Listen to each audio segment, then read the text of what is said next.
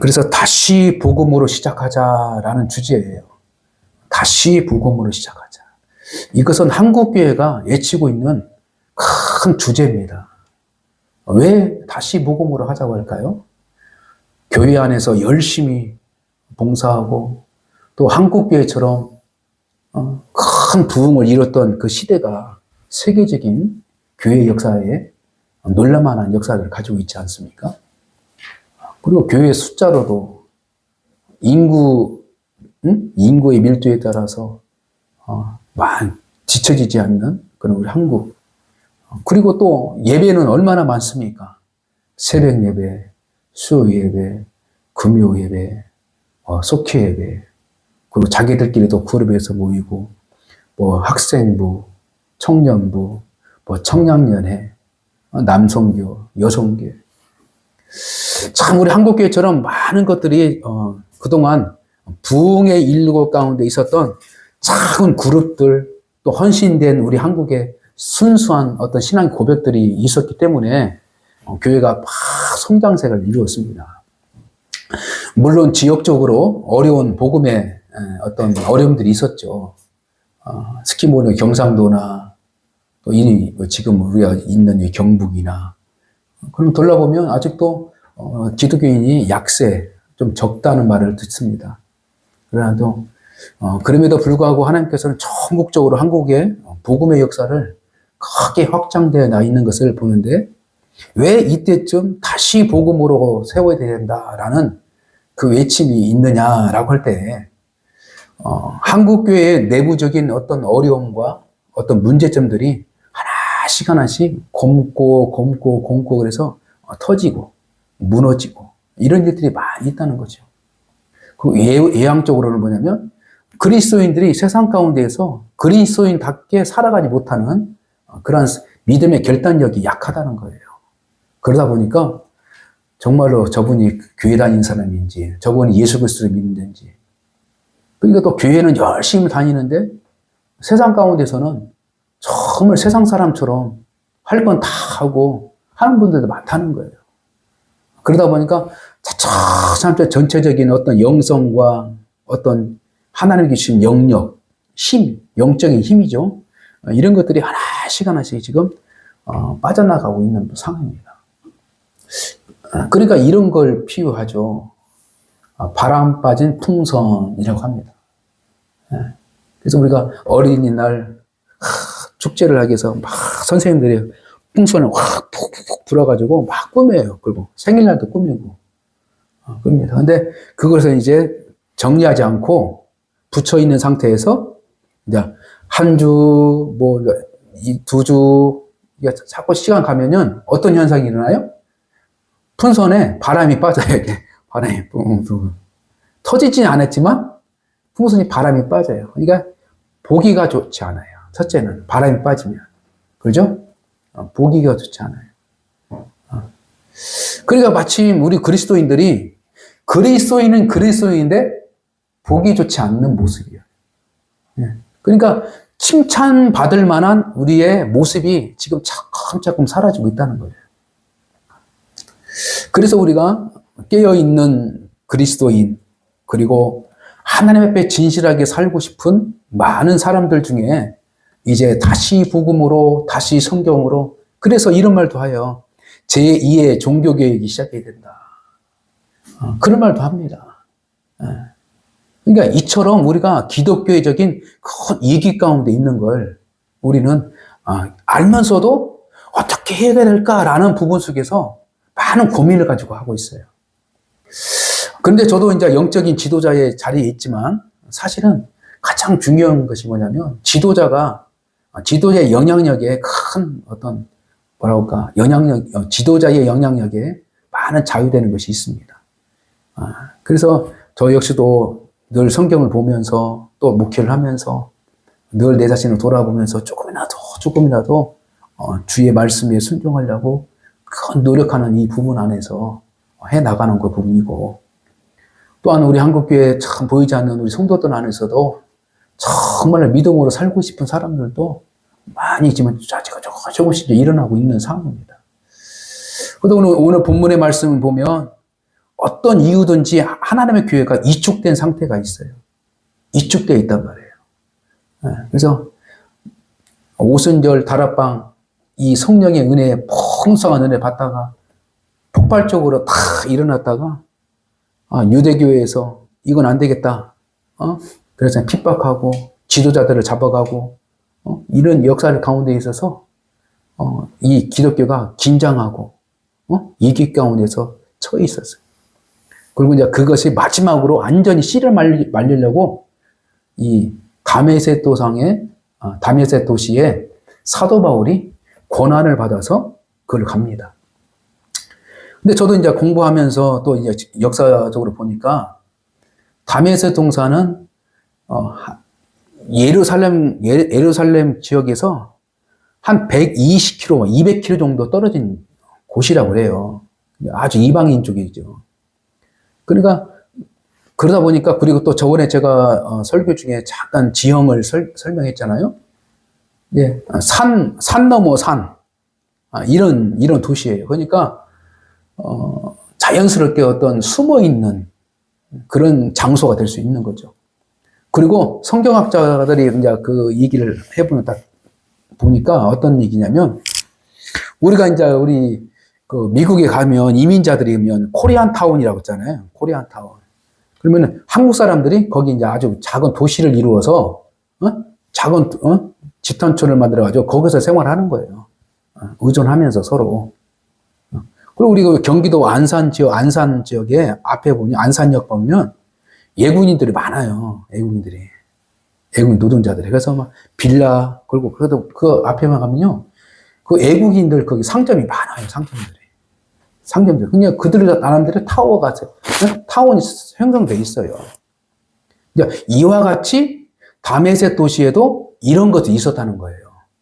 유대인들이 이방인으로 막 도망가면서 흩어지고 또 모아지는 곳이 그거예요. 그래서 거기서 어떤 마을 아닌 마을의 어떤 도시를 형성해서 유대인들이 거기 살았다는 거예요.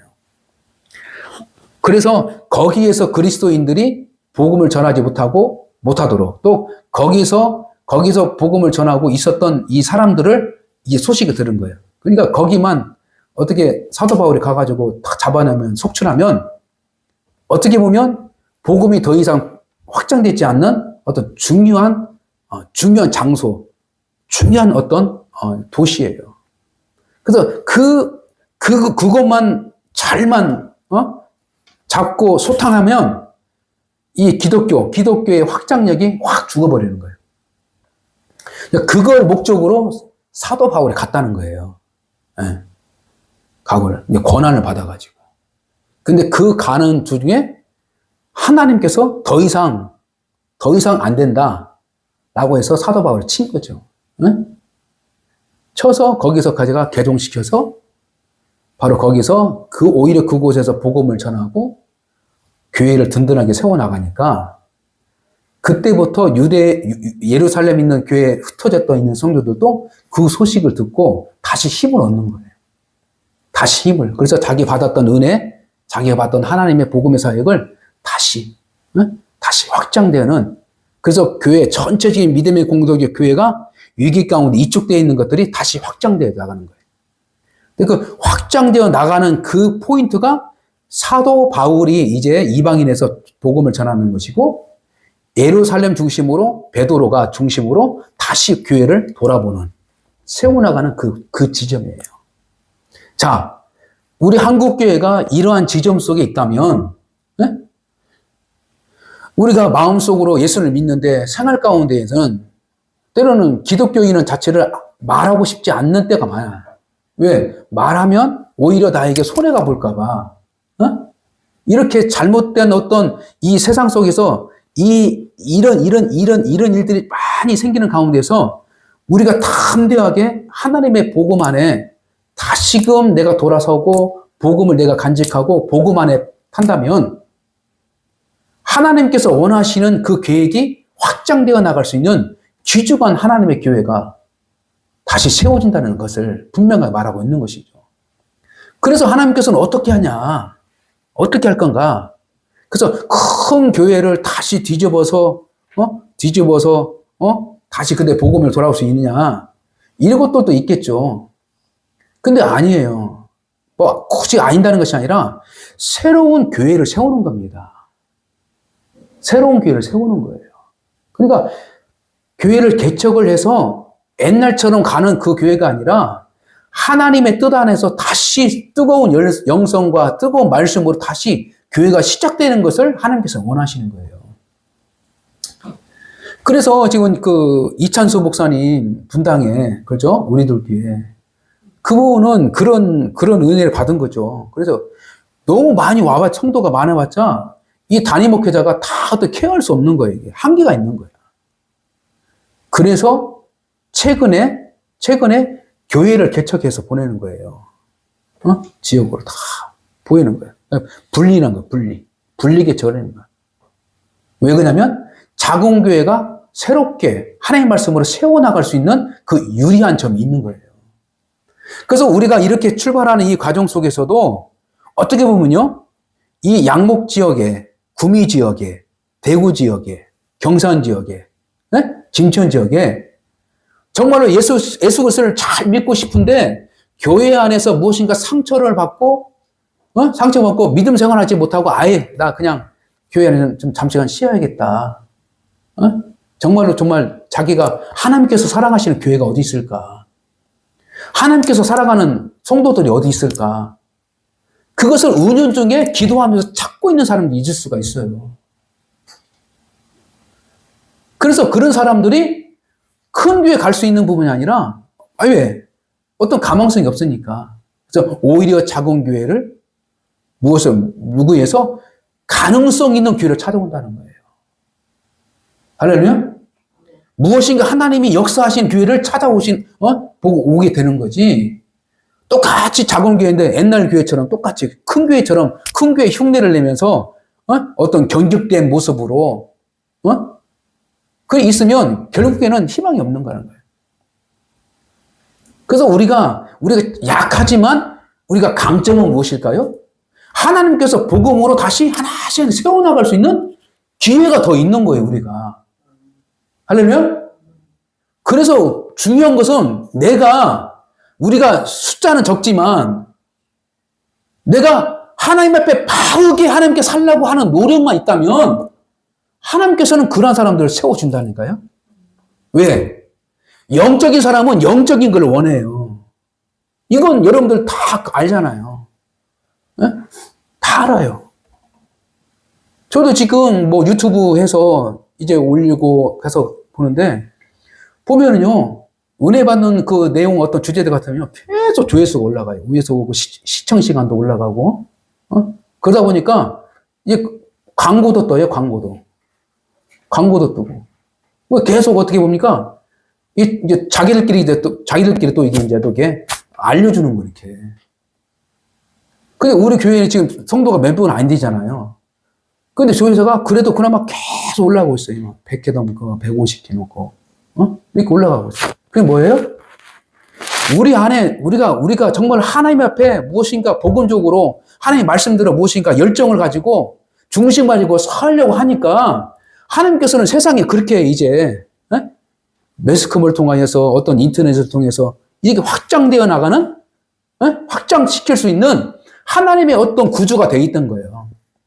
그러니까 우리가 여기서 중요한 것은 세상 사람들께 보일 수 없지만 우리가 이곳에 있으면서도 내 한 사람이 정말로 진실하게 하나님 만나기를 사모하고, 할렐루야? 하나님의 말씀대로 한번 살아보자. 이렇게 먹는 순간 하나님께서는 일하시려고 준비하시는 거예요. 할렐루야? 네. 그래서 우리가 세상을 보지 말고 내가 하나님의 말씀을 봐서 내가 하나님의 말씀에 바로 서서 내가 잘못된 것이 있으면 고쳐나가고 내가 잘못된 생각이 있으면 고쳐나가고 내 마음에 무엇인가 좀 잘못됐으면 하나님 말씀에 맞춰가야지 하나님이 나한테 맞출 수는 없잖아요. 그렇잖아요. 내가 하나님께 맞춰가야지.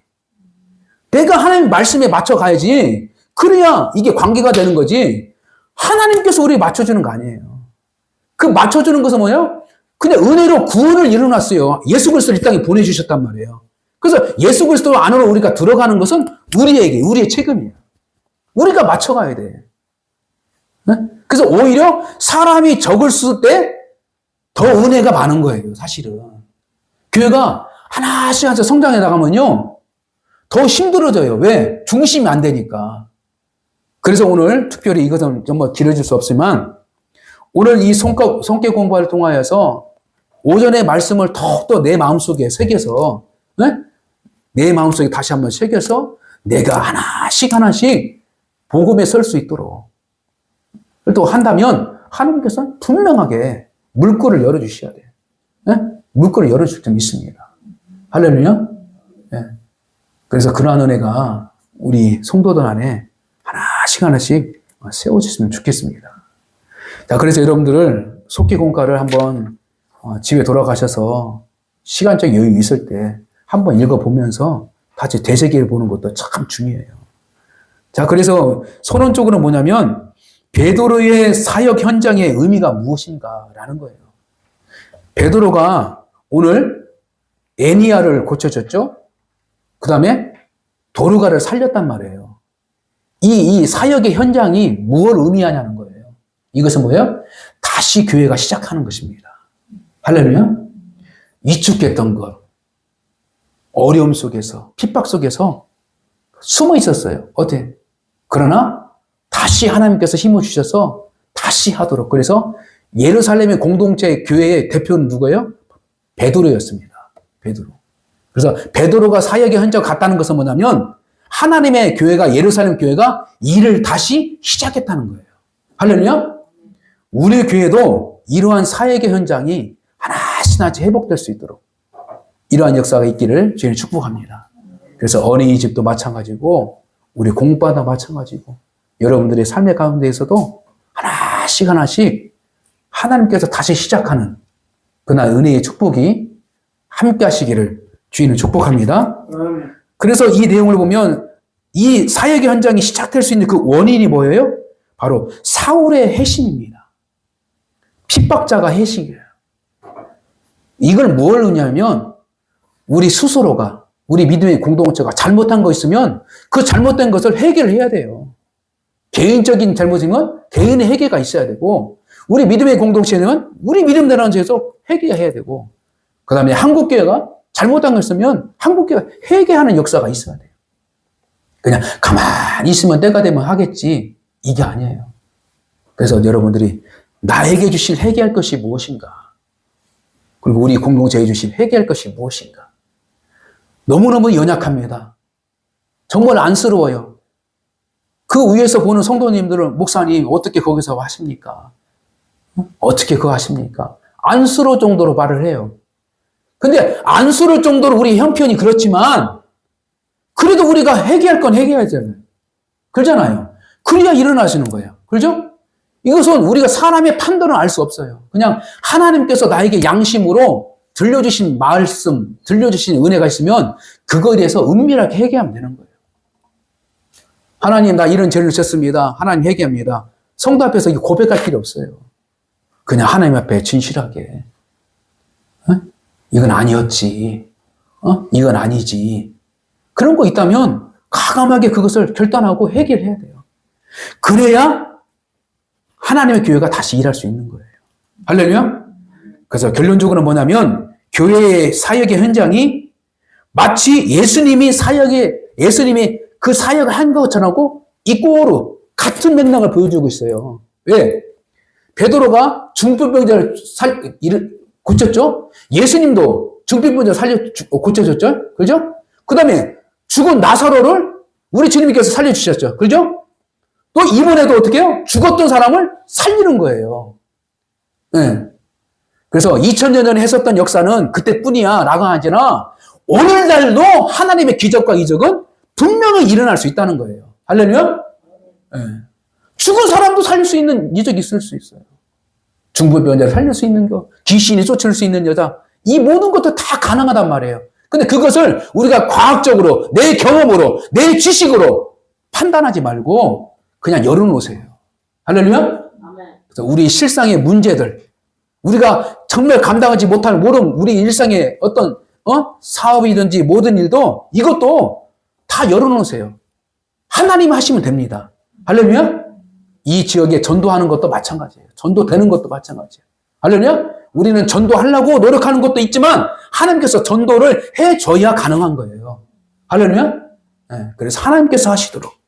그래서 결론적으로 복음은 사람이 이끌어가는 것이 아니라 주님의 영이 이끌어가는 거예요. 할렐루야? 이곳에 산소가 있어야 우리가 살아갈 수 있는 거예요. 숨 쉴 수 있는 거예요. 이 안에 산소를 싹 빼버리면 우리는 이 안에 스르르르 넘어 죽을 수밖에 없는 거예요. 그렇죠? 이처럼 우리가 존재할 수 있는 이유, 우리가 믿음으로 살 수 있는 것은 뭐냐면 하나님의 주권 안에 있는 거예요. 할렐루야? 하나님의 일하시면 가능한 거예요. 그러므로 하나님이 일하시도록 하나님 제발 일해 주세요. 하나님 내가 부족하지만 하나님께서 역사해 주시고 해결해 주시며 이러한 우리의 믿음의 겸손한 자세가 있을 때 하나님께서 놀라운 우리 신앙 공동체가 다시 일어나고 다시 열매를 맺고 다시 축복을 나눌 수 있는 그런 행복한 그런 역사로 하나님께서 인도해 주실 줄 믿습니다.